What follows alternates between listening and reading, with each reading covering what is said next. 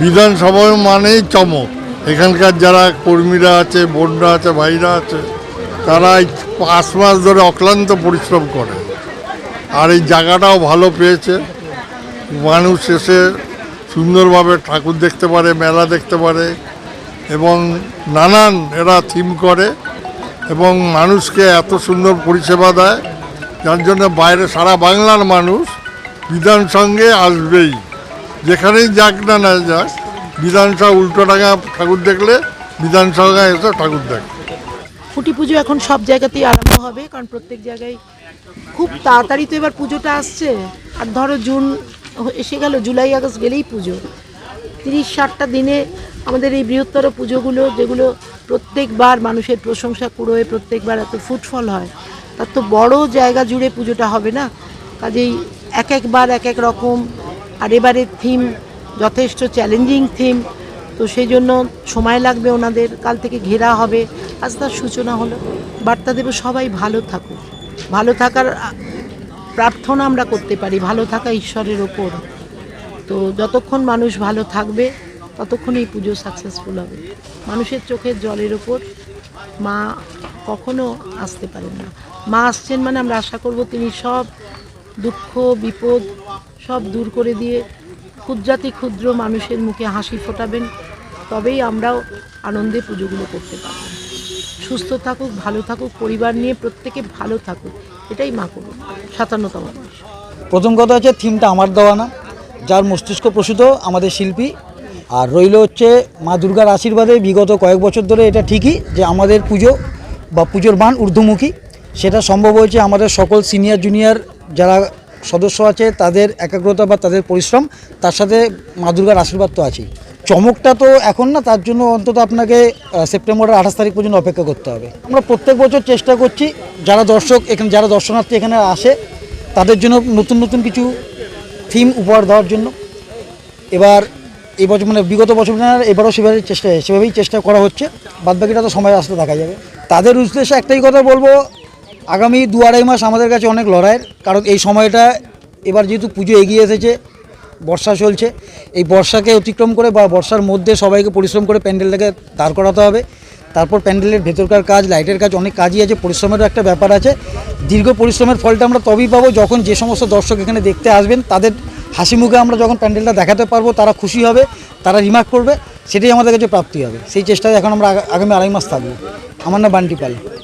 তো শিল্পী টোটালি বলবে, তাই এই মুহূর্তে তো বলার মতন কিছু নেই। কিছু চমক থাকছে এর পুজোর যে ঊর্ধ্বমুখী এবং উত্তর কলকাতা তথা কলকাতার মধ্যে যেভাবে আমাদের বিধানসংঘ আজকে নামটা ছড়িয়েছে, তা আমাদের সব সময় চেষ্টা আছে যেন আগামী দিনে আরও বড় কিছু চমক দিয়ে মানুষকে আমরা টানতে পারি এবং মানুষ যেন এসে উপভোগ করতে পারে যে পুজোটা বিধানসংঘ কিছু করেছে।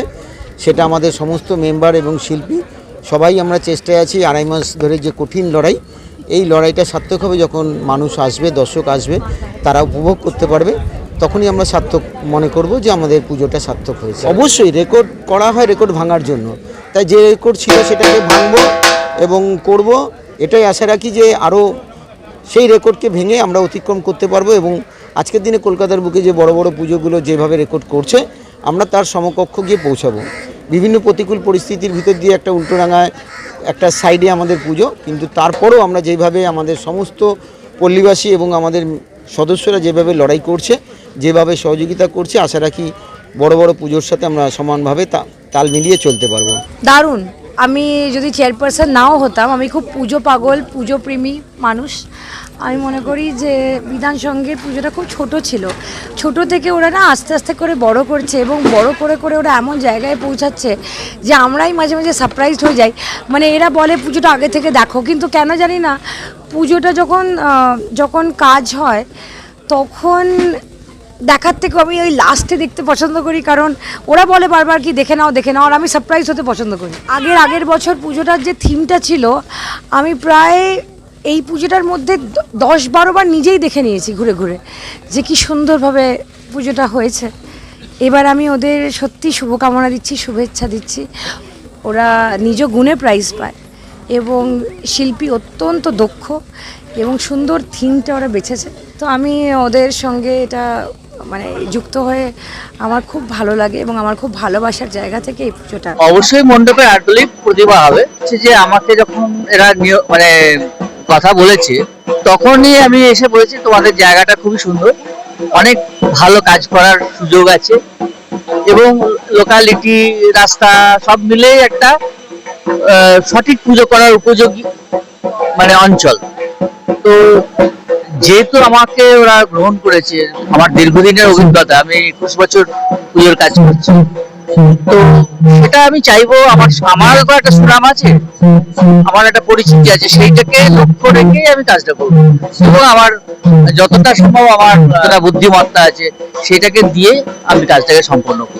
আমার এখানে উপকরণ হচ্ছে যা কিছু চোখের সামনে দেখবেন সেগুলোই সব উপকরণ, মানে এমনই উপকরণ, হয়তো দেখা গেল একটা ঘরের জানলা সেটাও আমার উপকরণ হবে, একটা টিন পড়ে আছে সেটাও উপকরণ হবে, এরকম আর কি। মানে সব জিনিসের মধ্যেই কিছু না কিছু লুকিয়ে আছে, সেইটাকে ধরাটাই আমার হচ্ছে। এক একটা অঞ্চলের এক এক রকমের তার চরিত্র। বিধান সঙ্গে এত বড় সুন্দর মাঠ, এটা এদের ক্লাস হয়, ওদের একটা বিভিন্ন রকম ঘুরে ঘুরে ঘুরে ঘুরে একটা দেখার, ওটা একরকম চরিত্র। তো আমাদের দায়িত্ব হচ্ছে যেখানে যেমন জায়গা পাবো সেরকম আমরা তুলে ধরবো এবং সেটাকে তার উপযোগী যতটা সম্ভব ভালো করে কাজটা করা, এবং সেখানে আমার নিজস্ব সম্মান সুনাম জড়িয়ে আছে। দর্শক দেখতে পাবে যে যদিও কি এটা আর্ট শিল্প হয়, এটাই বুঝবে। সামাজিক বাতাবরণ তো দিচ্ছি, এটা সামাজিক একটা সব জিনিসের মধ্যেই কিছু না কিছু আছে যেগুলো সযত্নে রাখলে তার মধ্যে সৃষ্টি হয়। আমি পূর্ণেন্দু দেব, মানে বিধানসভা ক্লাবের শিল্পী। আমি